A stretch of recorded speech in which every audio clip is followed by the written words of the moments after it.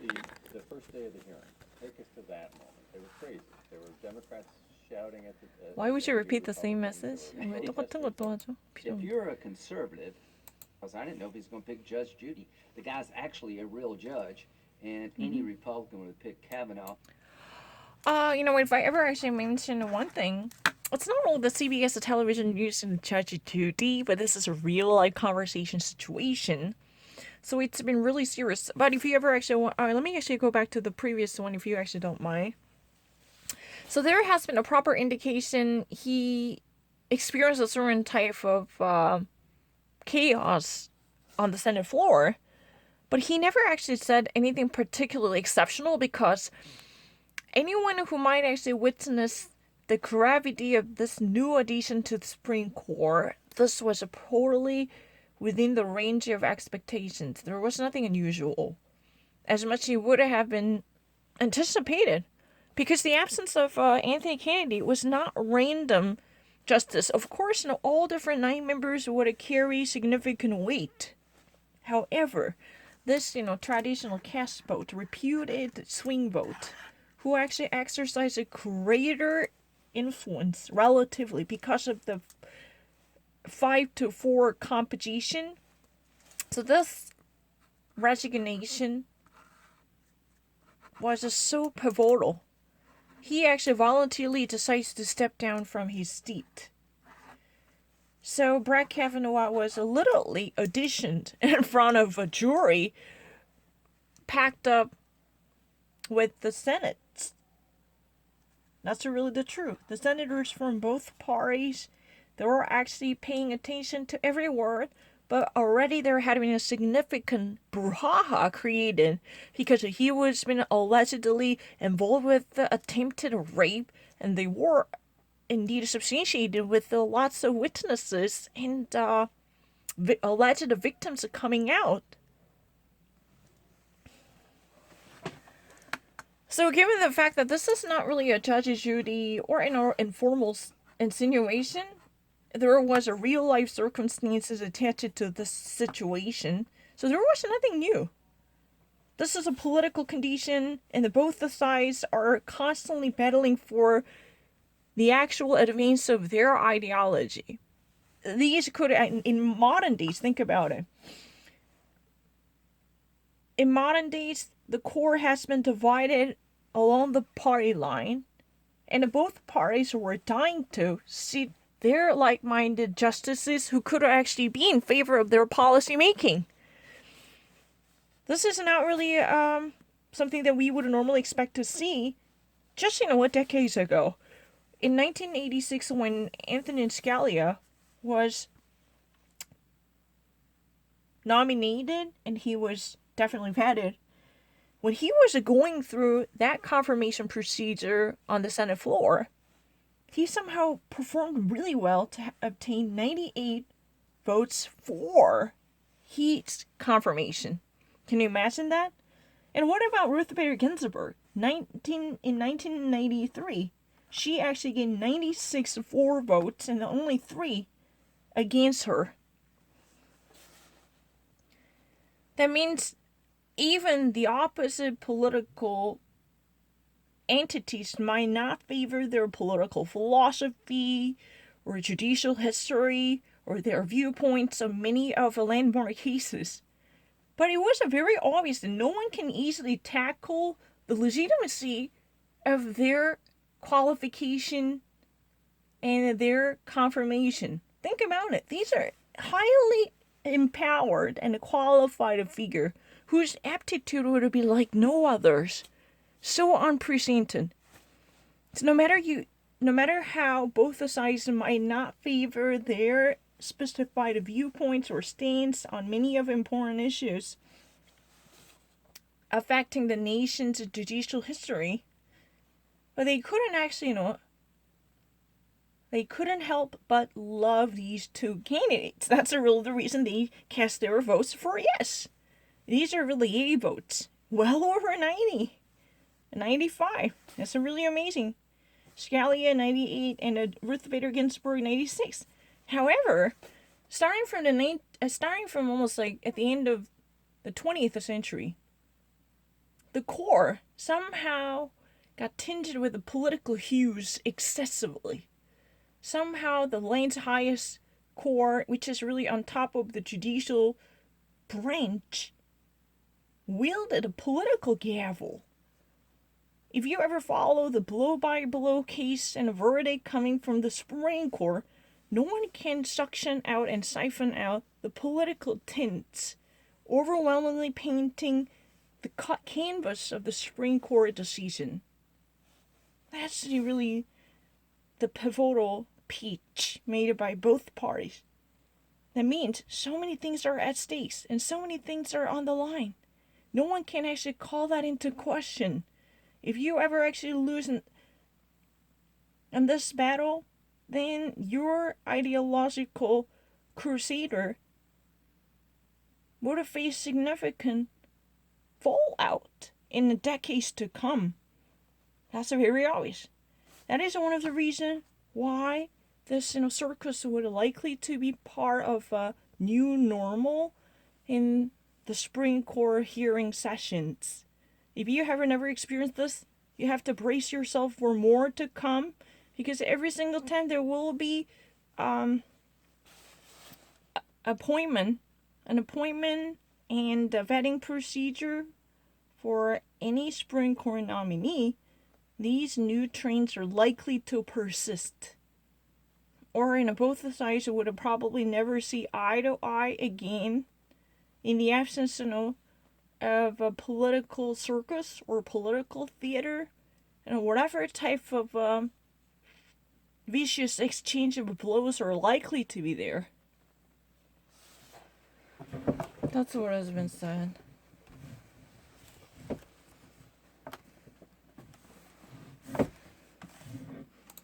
So that first couple of days was about frustration, and I didn't think much about it other than this is just the way it is.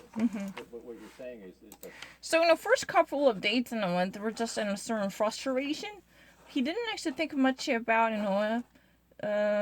more than what it is.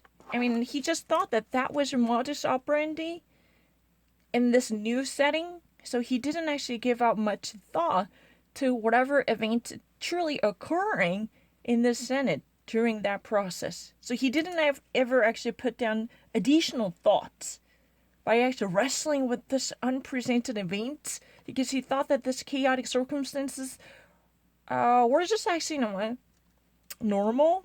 They were not really kind of deviant, completely surprising and overwhelming. So he just really thought that those are really what they are. the Supreme Court is broken in a way. I mean, what, Oh, the confirmation process is broken. explain that. Okay, well, how does Ginsburg get 96 votes and Scalia get 98 votes, and Kavanaugh gets like 50 votes, Sotomayor gets 68, Kagan gets 63, Gorsuch gets 54? There's a trend here. So the bottom line is that the idea of voting for qualified people has been replaced by worrying about yourself. A vote for the Supreme Court is not about the justice, it's about you as the senator. If you want to get a primary, the best way in the world to get a primary is being a Republican voting for a Democratic nominee, or vice versa. Of the Senate leadership right now on the Democratic side, not one has ever voted for a Republican nominee for the Supreme Court. Of the Republicans, none have voted for a Democratic nominee except Mitch McConnell, who voted in the 90s for two Democratic nominees. So the leadership of the Senate, R's and D's, pretty much don't vote for the other side's judges. So who's to blame? So that's a really interesting question. If you ever actually look deeper into the current trends, no matter how mind-boggling that might be, he doesn't actually think that Supreme Court itself is really a ratchet organization. He believes the confirmation procedures were somehow screwed up. Why? Because if you ever actually really micromanage or track down the actual numbers, in earlier decades, Justice Anthony Scalia got 98 for votes, and notorious RBJ got 96 as a 4 votes.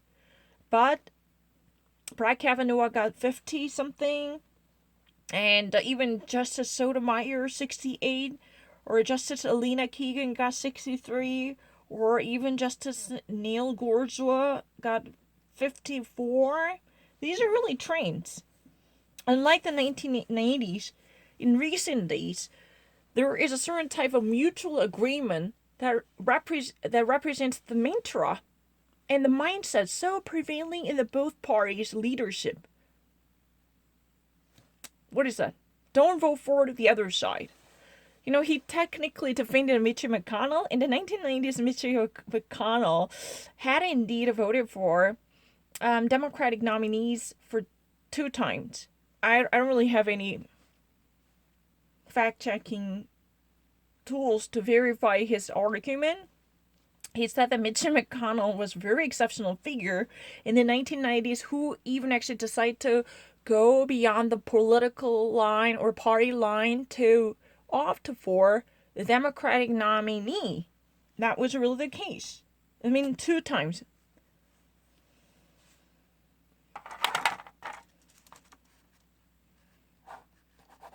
But this is really kind of the situation. If Republicans are in charge of the Senate, then they would not likely to vote for any of a Democratic nominee. Especially elected by Democratic president, there's no choice. This is really vice versa. If Democrats would actually be in charge of the Senate, who could actually exercise their nomination power, then they would actually go against the Republican president. This type of hostile relationship opposing one another because of this acrimonious partisanship so omnipotent, and Washington D.C. would never allow them to overcome the hurdles imposed on them in the name of political ideology and party loyalty.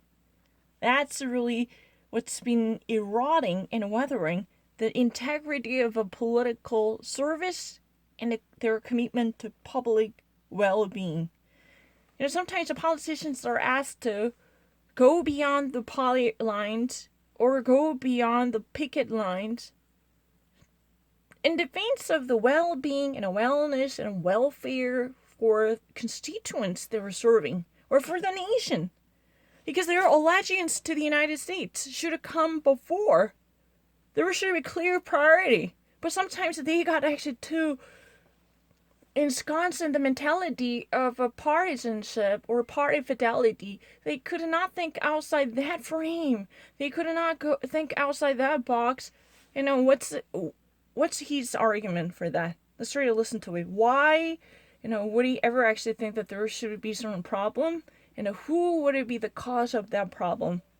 Let's try to listen to his argument.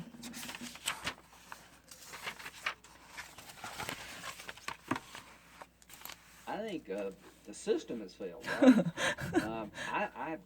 I voted for everybody.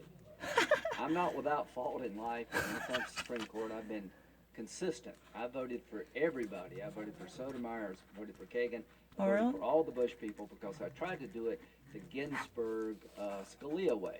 Clearly, these people are qualified. How can you say that Sonia Sotomayor is not qualified? Mm-hmm. I was the only Republican on the committee voting for her. Mm-hmm. I think Kavanaugh and Gorsuch is equally qualified. Mm-hmm. Robertson, Alito, eminently qualified. Mm-hmm. The bottom line is qualifications no longer matter.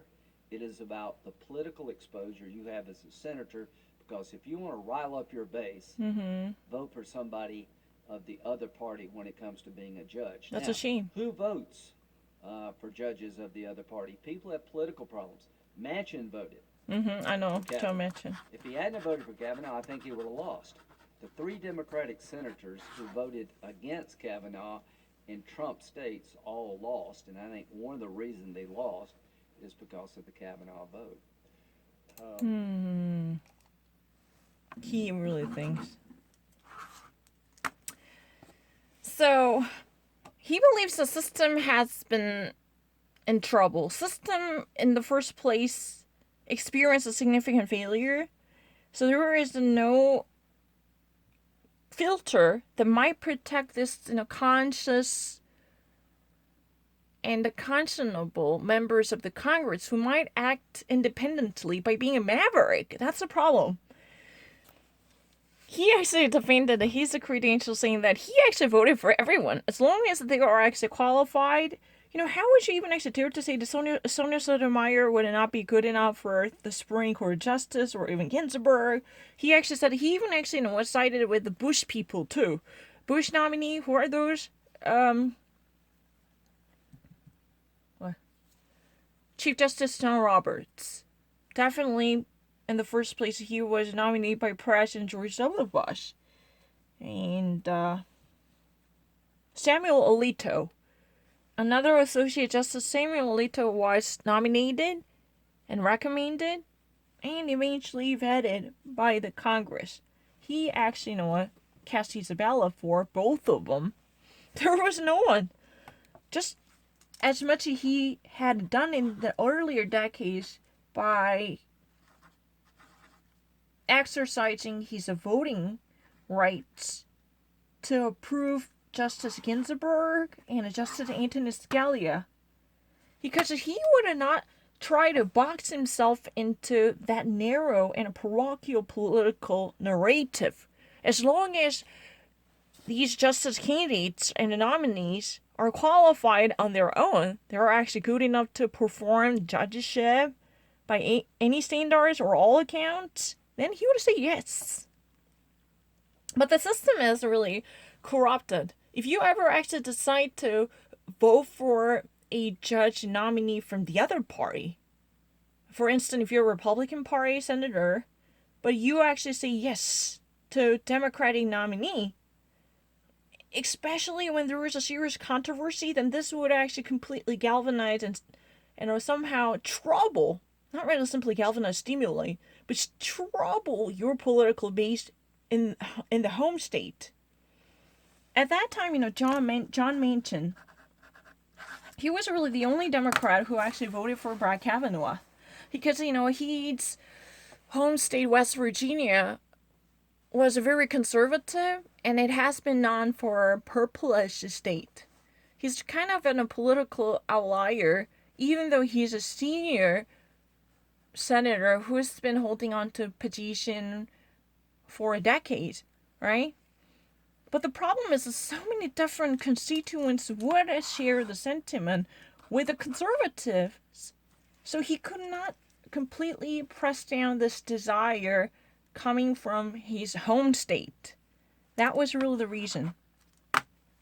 But this was more likely to be driven by the political calculation. Of course, he might not actually appreciate someone like Brett Kavanaugh.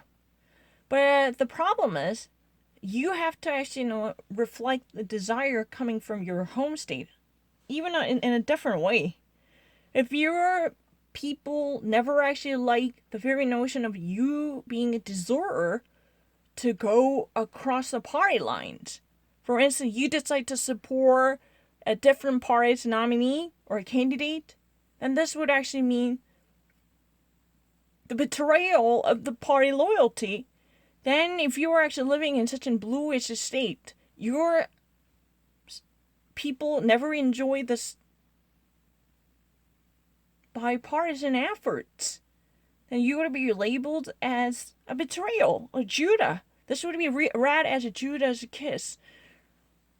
He actually pointed to 3 different cases. Who in the first place had a little trouble with Brett Kavanaugh as a case. They eventually got defeated by their challengers, and he believed this had more to do with the Brett Kavanaugh's nomination. They acted alone, or they actually refused to be cooperative with the party's leadership. This type of outlier behavior, deviating from the discipline demanded from the party's leadership position, eventually incurred the blame on them. So they actually got derailed and even actually rejected by their own voters in the home state. That's a possible 3 different cases. But the system is, it's more like the hyper-partisan culture in the Congress. People were so reinforced their political ideology if certain senator who wants to be a fair and unbiased and a less partisan oriented person, party oriented and partisanship oriented person, then this type of vicious attack would come after them. Or you can actually change your position, or you can actually camouflage your political belief to better, to have yourself a better adapted to your constituents' desires. That's possible. Well, we'll move along because we got to go through quickly. Blasey Ford testimony. What was your take, and what was the effect of that testimony? Okay, so when I heard about it, I thought, okay, the hearing was contentious, but we're okay. Senator Feinstein said, I've got a letter I want to share with the committee on the last day, the last hour. The next day, you read about this accusation against Dr. Ford regarding a high school incident with Judge Kavanaugh. I really didn't know. I just knew what I read. And the first decision is, do we allow her to testify? Susan Collins, myself, and Jeff Flake said, you need to hear from Dr. Ford. In this age and this time, you got to hear her out. We're willing to go to California to take her testimony.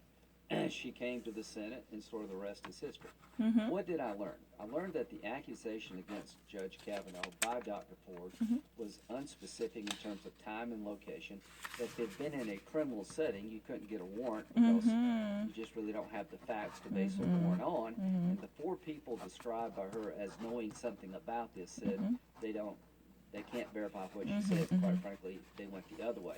So just from a legal point of view, there was no corroboration. And the other stuff that came out after Dr. Ford was a bunch of just really garbage, quite frankly. Something happened to her, and I'm convinced of that, but Judge Kavanaugh persuaded me it wasn't him. And the question is, when you're accused of something, like the Lieutenant Governor of Virginia, this was in 2004. I don't know what happened, but I do know this. You got to have some rules to judge these things. The accusation cannot be self-proving. But at that moment after Blasey Ford. So it's not right now about Justice Brett Kavanaugh was hearing. Do you remember this?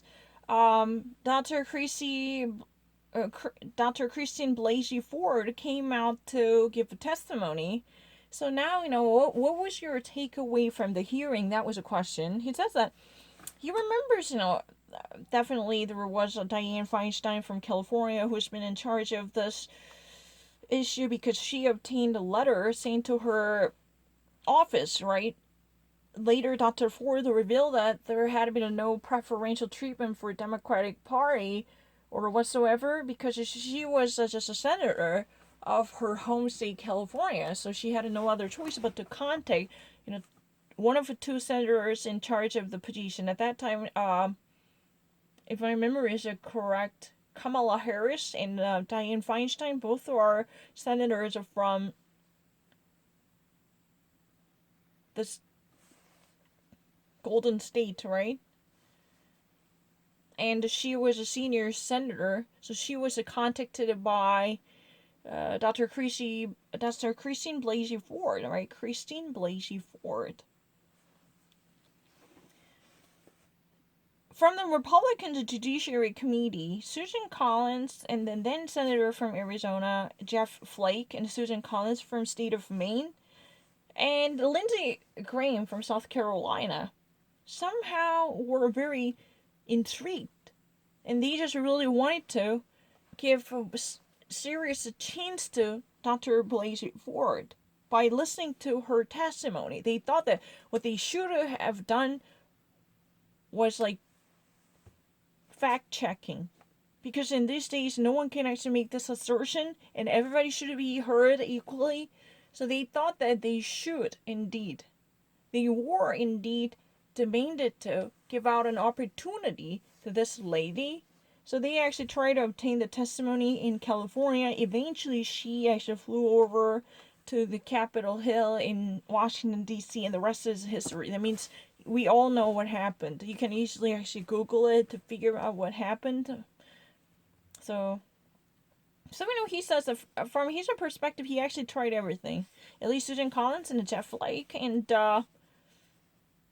he himself, Lindsey Graham, were very much inclined to deliver circumstances that were fair and secure for any contestant, not just actually in protection of the Republican nominee, Justice Brett Kavanaugh.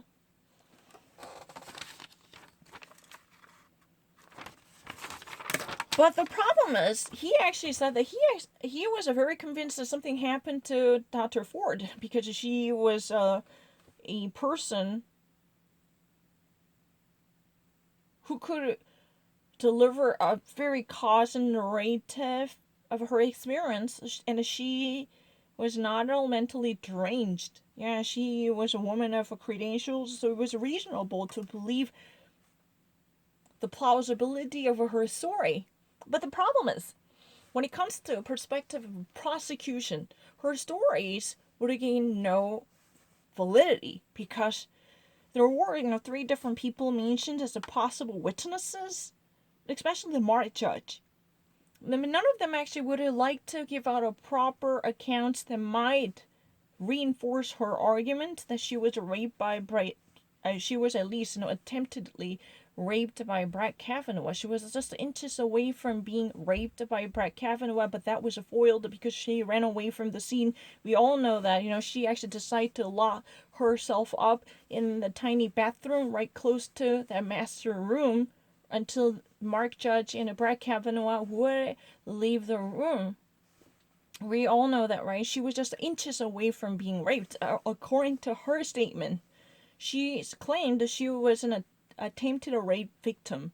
It was not actually fully done, but she was just, just a steps away from being raped, sexually assaulted. But she was actually already threatened, and she actually suffered from enormous trauma after that. But the problem is there was no corroboration. Lindsey Graham, who he himself had a deep history in the nation's judicial system and in criminal justice, so he knew it all too well. This type of a non-corroborated arguments would not likely to have an opportunity in the court system to be heard. There would be no warrant would be given, no serious court hearing will be opened, because this statement alone can never give a green light to police, who might actually obtain a warrant from the judge to conduct an investigation. Nope. Technically, from the perspective of a judicial validity, her statements were really, some of them were really close to garbage. They were so meaningless. They were just actually somewhat gibberish, tell the truth. Because you know what? There are some rules and regulations that should be obeyed in order to reinstate the accounts of someone else's horrendous experience. But there had to be no caution validity that might actually give the great power to this personal anecdotes.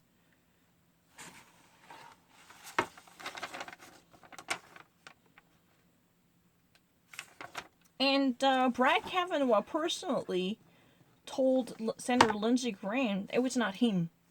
Maybe there could be something that had been truly done to Dr. Christine Blasey Ford. Yes, indeed, it could be very, very likely. Because, Dr. Blasey Ford would not be the person who suffered from schizophrenic psychosis or mental impairment. No. And she is a high-functioning person, so we would like to sympathize with her case. That's really the argument. But it was not by Brett Kavanaugh and Mark Judge. Technically, even actually, 3 of witnesses who were likely to be part of this alleged crime scene, were actually giving out very different stories. They would not like to support or even side with the Christine Blasey Ford's statement. Dr. Ford's arguments are not actually being strengthened by testimonies gathered from different partakers or people in presence. That's the problem. and there would be no substantial evidence that might eventually be submitted to the law authority. So, in the perspective of the criminal justice, her personal statements would bear no significance at all. They're not likely to be heard. Technically, there will be no prosecutorial trial for this alleged attempted statutory rape. There's no chance this would ever be heard in the court system because it's too weak.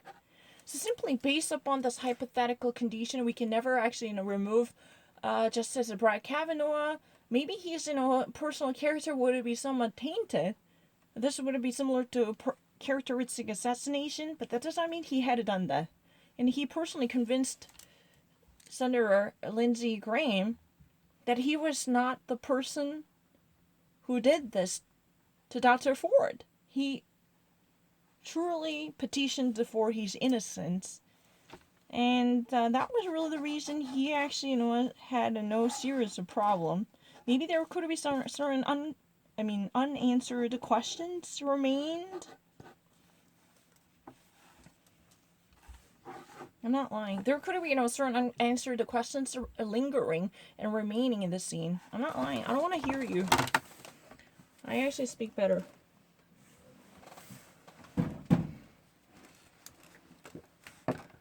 I'm not lying. Living into your 90s now. Because I'm right now very thirsty. Favor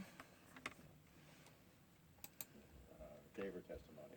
There's been a lot of reports that the White House was a little worried that there was some worry within the Republican senators that, she sounded pretty Well, she did. I mean, sincere. she was relating an experience in her life, but I'm a lawyer. I used to be a judge, used to be a prosecutor, defense attorney. Time and location matter. She couldn't tell us how she got there. She couldn't tell us how she got back. She was specific in some detail about the assault, but when you look at the entire situation, the back door of her house, it made me wonder that she's transferring a bad experience onto Judge Kavanaugh. The bottom line is I looked at it from a sort of an objective point of view. It is a felony he's being accused of. It's not a trial, but you have to presume somebody, I think, innocent until otherwise an accusation like this can't be self-proving. So when she spoke, the details were still unfilled in, for lack of a better word. Okay. But presentation-wise, she was a wounded person. Clearly, something happened to her. Judge Sure. Kavanaugh. You know what you probably had to notice here is that Senator Lindsey Graham constantly wanted to actually project a certain sympathy for Dr. Ford. This lady must have been seriously wounded. Of course, she would not be a person who actually wanted to fabricate the entire story. She really liked to fabricate the entire story. This type of absurdity should be put aside. That was really kind of the sentiment overwhelmingly present in this conversation. I can feel that. But the problem is, meanwhile, you're actually tamping down any type of criticism or cynicism that might derange the credential of a Dr. Christine Blasey Ford. But you are actually constantly putting down an argument. Despite all, there would be no linking evidence that might point a finger at Brett Kavanaugh with security. Because Lindsey Graham even actually convened his, I'm not really convened, he actually invoked his previous resume saying that he was a lawyer, he was a prosecutor, and he was he was a defense lawyer, and he had a whole lot of history in the criminal justice. So at that time, he really wanted to have an objective vantage point. He tried his very best to be a very reliable arbiter instead of being a senator who's been part of the Judiciary Committee. But he really wants to hear all different stories equally without a bias. So it was like that. Her stories were being heard, but the problem is there are too many blanks that might actually bring her stories into coherent form. She actually used the back door of that rented house to run away. And there are certain conflicting points that were not fully accounted for. That means they were not fully explained. So, in the court system, if there were to be a certain missing pieces in this puzzle, and it's fair enough to give other side a chance to be heard. That means even this accused might have truly committed a heinous crime like felony. This is the attempted statutory rape by kidnapping, or nearly kidnapping technically, or locking up the door of the house, and trying to undress a person by pinning down that body of a victim on the wall, even eventually in the bed. That type of a series of physical force could indicate the gravity of this attempted crime. Whose gravity would it be close to felony? It's not just a misdemeanor. That much is serious. But in order to build up in a case against the defendant, especially with the felony charges, one needs to have a very powerful evidence. That means that there should be not just circumstantial indications, but also the concrete, substantial, tangible, or forensic scientifically provable or empirical evidence. In that way, the court system probably issues a warrant to conduct a thorough search, and in that way, one can subpoena witnesses to go through a more reasonable cases that might uphold the accounts of her experience. But meanwhile, when we are actually going through this type of investigation, we should always give the presumption of innocence to the accused. That's really the very theory of the criminal justice practice in this nation.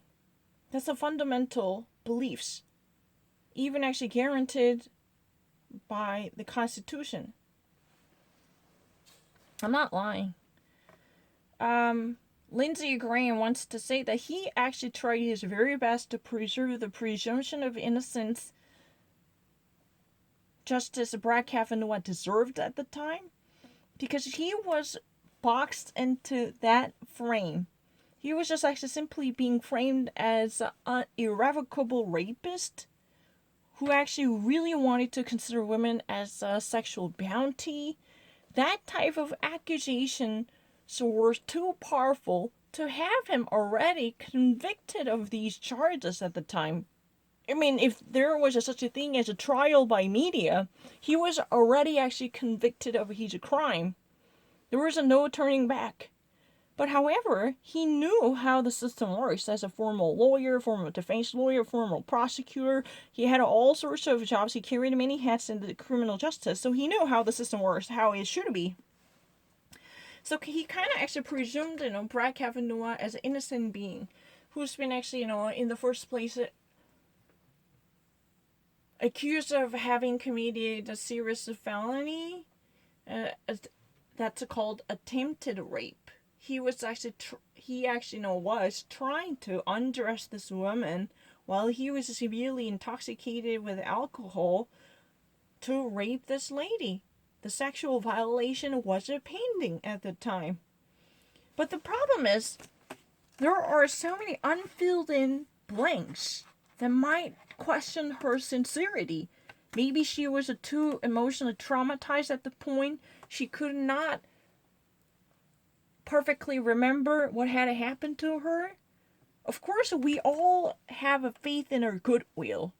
She would have never liked to spread this negative argument just simply to defame someone else's integrity. No, we never actually want to buy that type of a vitiation.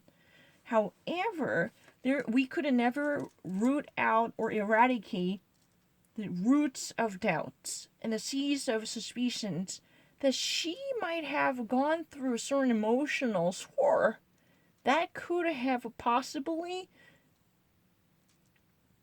tainted her memory. Because she was wounded and fragile, emotionally and physically disturbed, then, if a certain person truly goes through this traumatic experience, then their mental composure could be irrevocably hurt.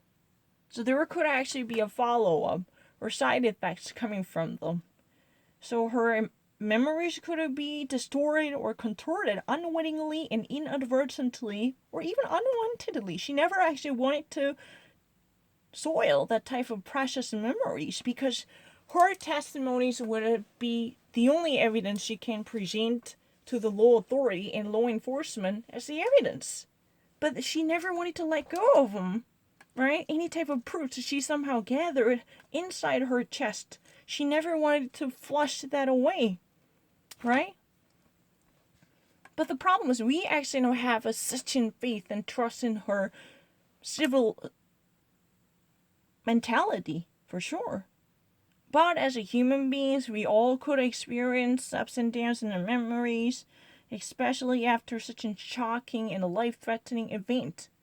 We all believe, she had gone through something horrible on that day, as she actually claimed. But we cannot think of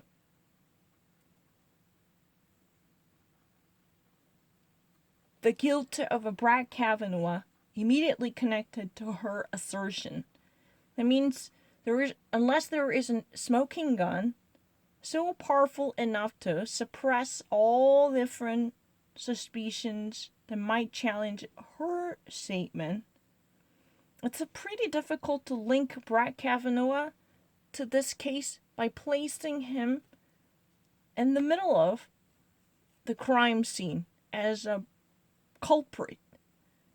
That's really the pitfall. And at that time, he tried to remain very neutral and impartial by holding on to the objective viewpoint, steps away from the political circus. That was really the reason he actually attempted to treat Brett Kavanaugh as an innocent person until his stance would be proven otherwise. That was really important. Until, he would be proven guilty as a hell, there should be, a certain place reserved for his innocence. There should be. That's how the criminal justice works. That's what he said.